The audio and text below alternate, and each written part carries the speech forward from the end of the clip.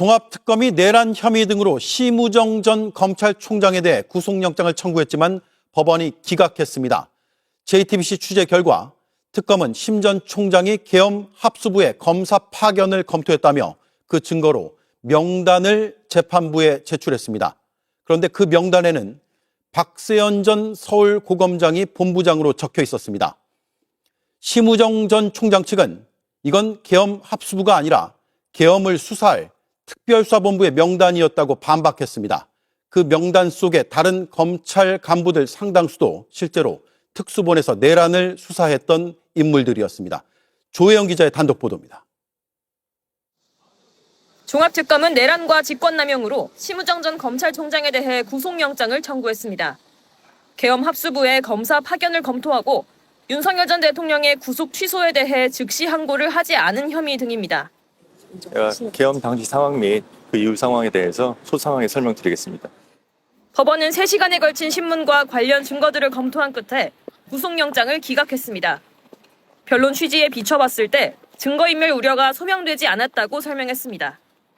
JTBC 취재 결과 특검은 계엄 합수부의 검사 파견을 검토한 증거로 대검찰청에서 압수한 검사 명단을 제출했습니다. 제목에는 비상계엄 날짜인 12월 3일과 계엄 수사팀이란 단어가 들어가 있는 거로 알려졌습니다. 내란 주요 임무 종사 혐의를 받았던 심우정 전 검찰총장에 대한 특검의 영장이 기각됐다는 소식입니다. 어느 정도 예측을 했었습니다.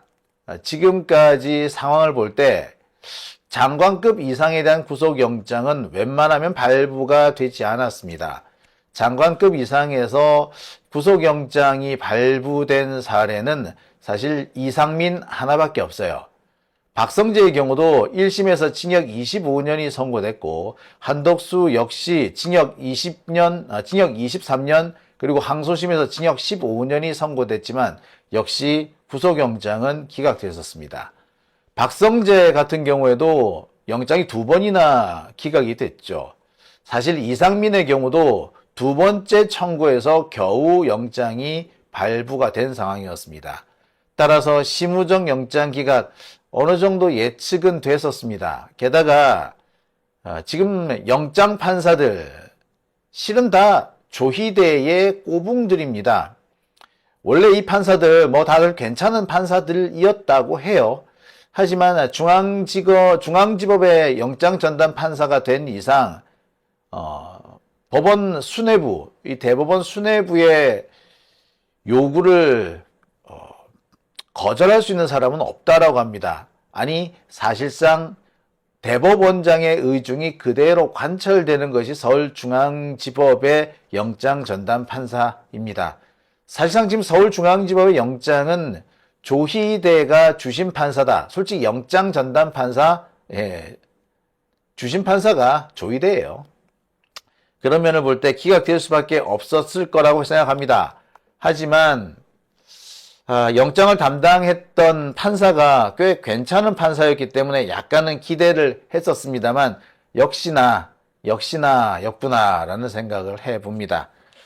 앞서 말씀해 주신 대로 이제 계엄사에 검사 파견한 것 등 관련해서 심우정 검찰총장에 대한 수사 여지도 조금 남겨둔 거 아닌가 싶은데 24일 날 그 소환 통보를 받았습니다. 네. 검사들 수사는 왜 이렇게 안 되는 겁니까, 의원님? 그 특검에서 그 들려오는 얘기, 1차 특검 기준으로 들려왔던 얘기들을 종합해 보면 검사에 대한 수사 자체가 거의 불가능한 수준이었던 것 같아요. 이제 검사들이 대부분 수사를 하고 있다 보니 박성재에 대한 수사 자체도 아주 힘들게 네. 사실상 태업 같은 것들을 해가면서 박성재에 대한 수사도 저항이 꽤 있었나 보더라고요. 검사들에 의한 박성재 수사 저항. 그렇죠. 그러다 보니까 박성재도 산을 못 박성재 그래서 영장 구속영장도 기각됐지 않습니까? 예. 그거는 법원도 문제가 있었지만 그만큼 준비하기 어려웠던 상황들도 있었고 그러다 보니까 심우정으로 넘어가지도 못했고 그 다음에 검찰로 넘어가지도 못했고 사법부 쪽으로도 넘어가지도 못했죠. 다 막혔었죠. 네. 그러나 이제 박성재가 구속되면서 그리고 판결에 심우정으로 넘어가는 연결고리가 그렇죠. 언급이 되면서 그 부분들이 이제 열릴 수 있을 것 같다는 생각이 듭니다. 특히 심우정이 이제 뭐 검사 파견하고 하는 이런 내란 당시의 행위들이 어떤 행위들이 있었는지에 대해서 수사를 해서 뭐 진실을 밝혀내는 것도 중요한데 네.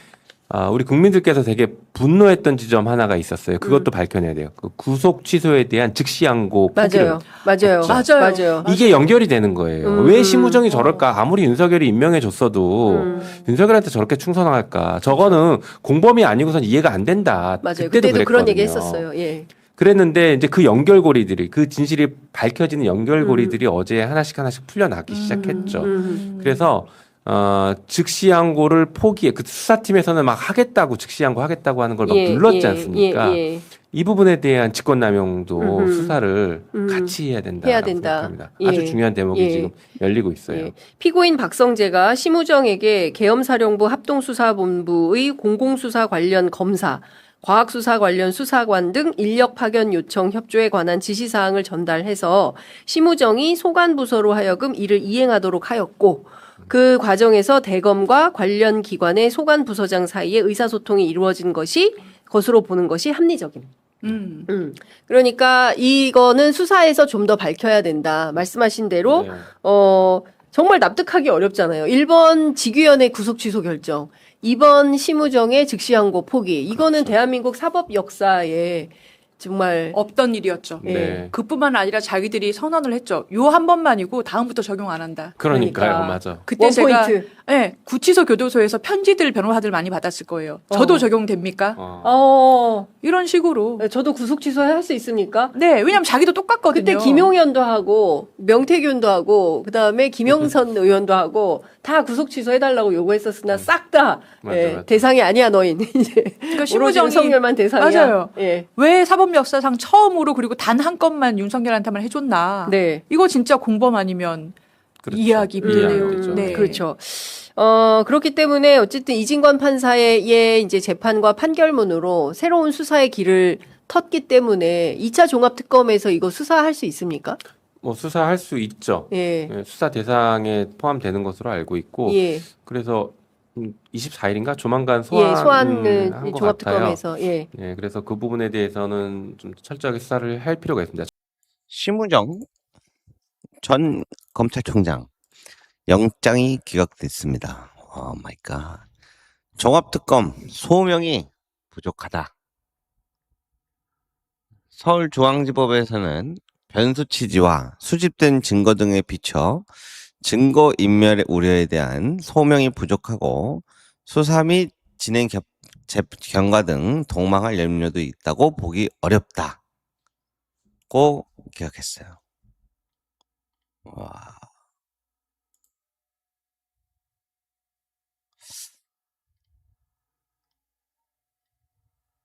참 신기하죠?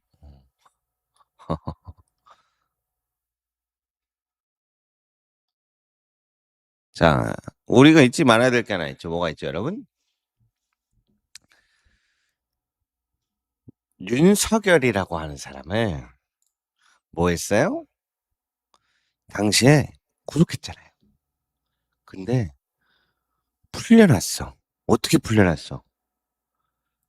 대한민국에서 유일하게 구속 시간을 공소 제기했을 때, 구속 시간을 기간 산정할 때 날이 아닌 시간 단위를 기준으로 삼아야 한다 해가지고 윤석열이 유일하게 풀려났죠. 기억나시죠? 아, 이거 그때 이슈 막 있었던 것 같은데 좀 더 자세하게 설명해 주세요. 그렇습니다. 난리가 났어. 왜냐?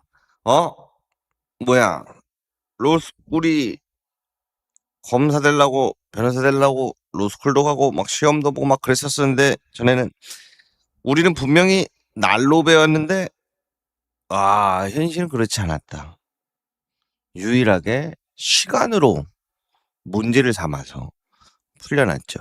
그런데 여기서 더 희한한 일이 벌어져요.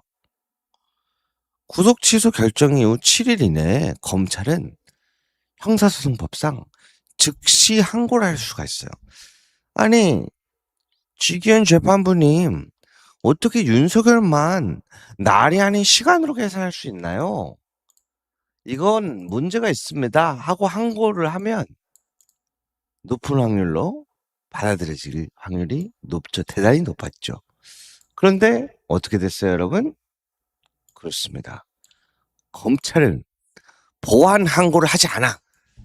보완 즉시 항고를 하지 않아. 그래서 뭐예요?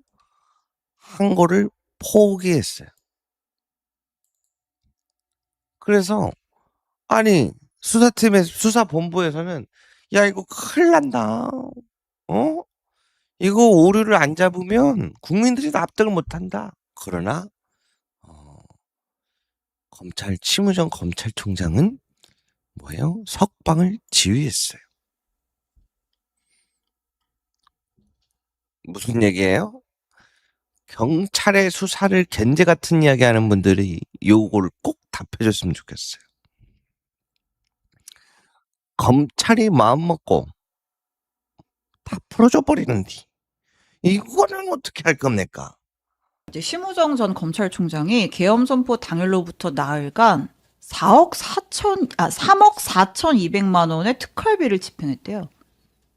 계엄 당일에 네. 5,300만 원 포함 나흘 동안에 그러니까 3, 4, 5, 6 이 나흘 동안에 특활비를 다른 날들 다른 기간보다 훨씬 더 과감하게 살포를 했다는 것 같던데. 예. 그러니까 2014년에 그러니까 심 전 총장이 집행한 특활비 한 달 평균액이 한 3억 3천 정도가 된대요. 뭐 쓴 날도 있고 안 쓴 날도 있겠습니다만 네. 어쨌든 한 달 평균으로 치면 한 3억 3천만 원 정도가 되는데 네. 한 달 동안 쓸 돈을 거의- 계엄 직후 나흘 동안에 다 쓴 거죠. 뭐 이게 근데 요 시점이 특수본이 구성되기 직전입니다. 예. 그러니까 무슨 얘기냐면은 만약에 이 특활비가 검찰 특수본이 구성이 되고 이제 검사들이 차출될 때는 돈이 필요해요. 그리고 이건 특수수사로도 인정할 수 있는 겁니다. 예. 그러면 그때 가서 돈을 지출했다 그러면은 난 이해가 가는데 왜 그 전이냐가 문제가 되는 거예요. 예.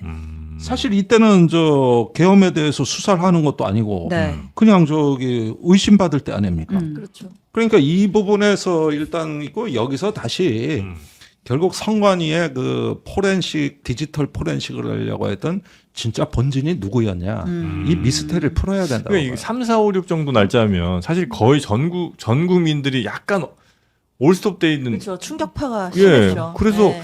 원래 그때쯤에 네. 특활비 쓰려고 했다가도 야 잠깐만 가만히 있어봐 지금 상황이야 지금 비상이다 비상 요 정도 하고 아마 못 썼을 거가 일반적인 생각일 네. 것 같은데 네. 갑자기 그 3, 4, 5, 6에 집중적으로 살포한 거는 약간 좀 이상하다는 생각이 좀 들긴 아니 합니다. 그러니까 네. 여기서 이제 우리가 이 특검에서도 왜 이걸 조사 안 하는지 모르겠는데 계엄 당일날 열렸던 법무부 대책회의의 예. 실내용이 아직 안 나왔어요.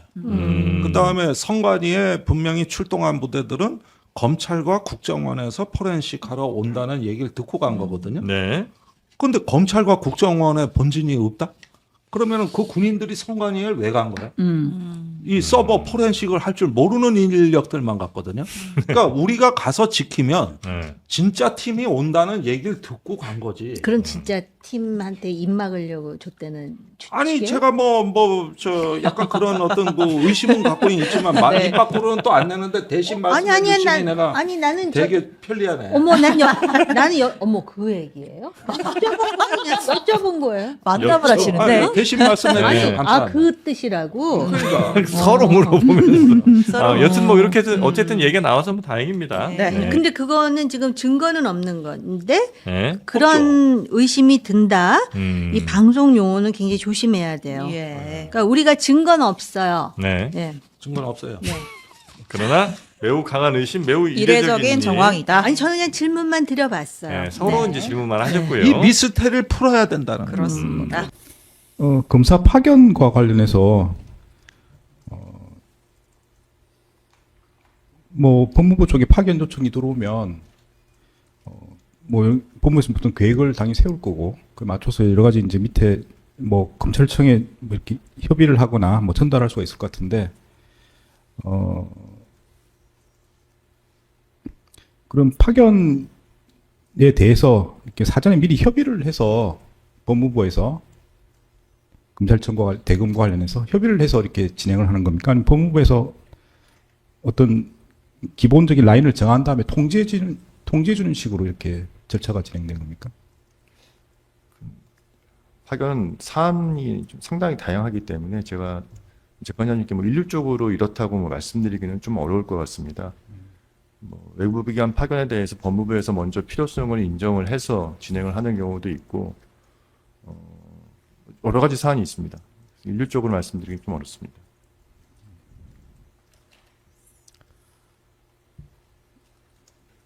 그 검사 파견권에서 좀 대규모로 이루어지는 파견은 어떤 게 있습니까?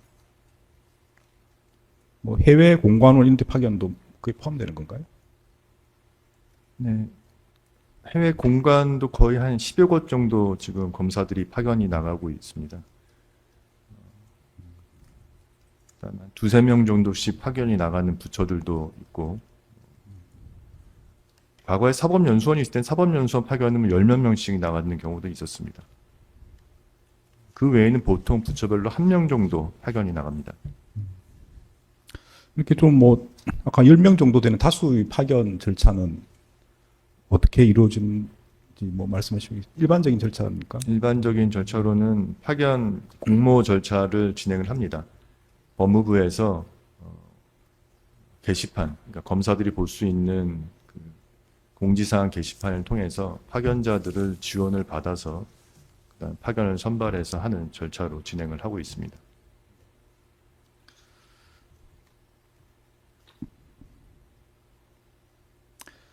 네, 이 부분은 뭐 정 거부를 하셔도 되는데 일단 뭐 질문을 하겠습니다. 그러니까 비상 상황에서의 파견 절차와 관련해서 그런 경우는 방금 말씀하신 공모 절차 같은 게 없을 것 같은데 예컨대 뭐 비상 훈련을 한다든지 이럴 때 뭐 그런 파견 관련된 그런 절차가 비상 훈련에 포함되는 경우가 있습니까? 제가 모르겠습니다. 제가 있는 동안에 뭐 특별하게 뭐 비상 급하게 무슨 파견을 나가는 경우는 수사단 파견 같은 경우는 있었던 것 같기도 한데 그런 경우는 아마 공모 절차 없이 갈 수도 있을 것 같습니다.